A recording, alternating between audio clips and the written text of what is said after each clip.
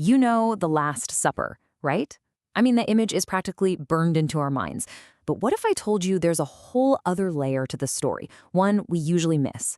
It's like there's this hidden clock ticking away, and when things happen is just as important, maybe even more important, than what happens. Right, let's get into it. We all know this picture. It's this single, super dramatic moment, totally frozen in time. But the real power, the real drama of the story, isn't just in this one snapshot. It's in the sequence of events. There's a hidden clock ticking through the whole meal, and it reveals this incredible story of grace, betrayal, and ultimately, redemption. So that's really the big question we're tackling here. We're going to flip the whole thing on its head and ask, what happens if we stop focusing just on the events themselves and start paying really close attention to their exact order, to the timing? Okay, to understand the timing, we need a key.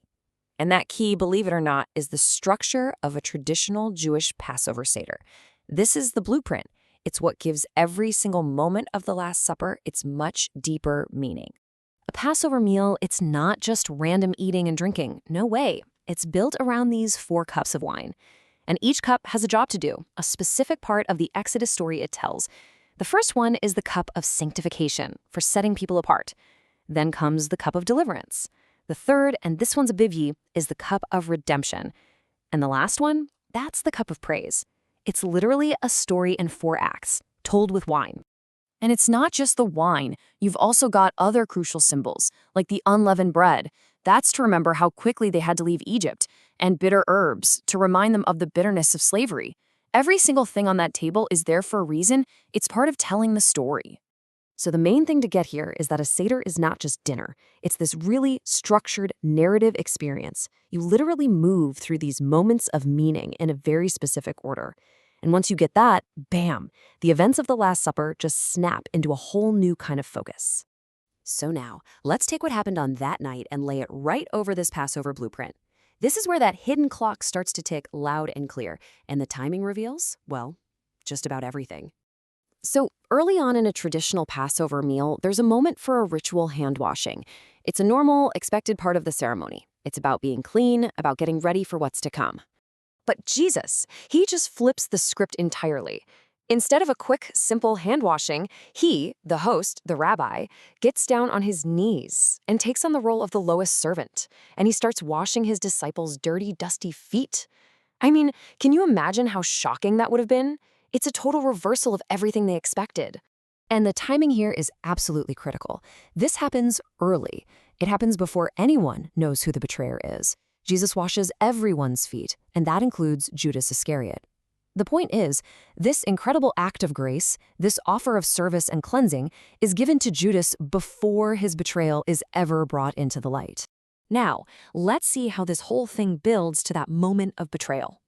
In that culture, where you sat at the table was a huge deal. The host is in the middle, and the spots right next to him were places of honor. And get this, to dip a piece of bread and hand it to someone, that was a gesture of real friendship, of intimacy. And this is maybe the most mind-blowing contrast of the entire night.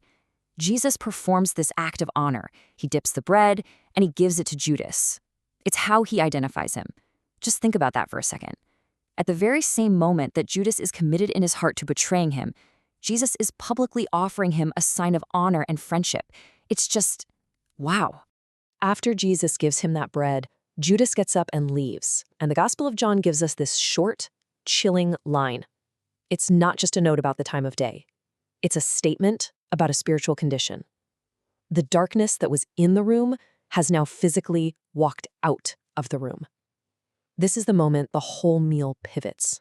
So with Judas gone, everything shifts. The whole atmosphere, the meaning, the entire purpose of this meal is about to be completely rewritten for all of history.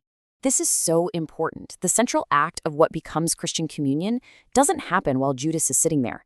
It's only after the person who's rejecting the deal has actually left the room that the new covenant is brought into being. So now, with the 11 who are left, Jesus takes that unleavened bread and he says, "This is my body." Then he picks up the 3rd cup of wine and he says, "This is my blood of the covenant."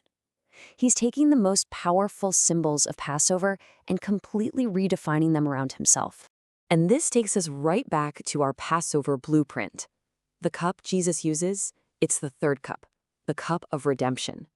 For hundreds of years, that cup celebrated freedom from slavery in Egypt.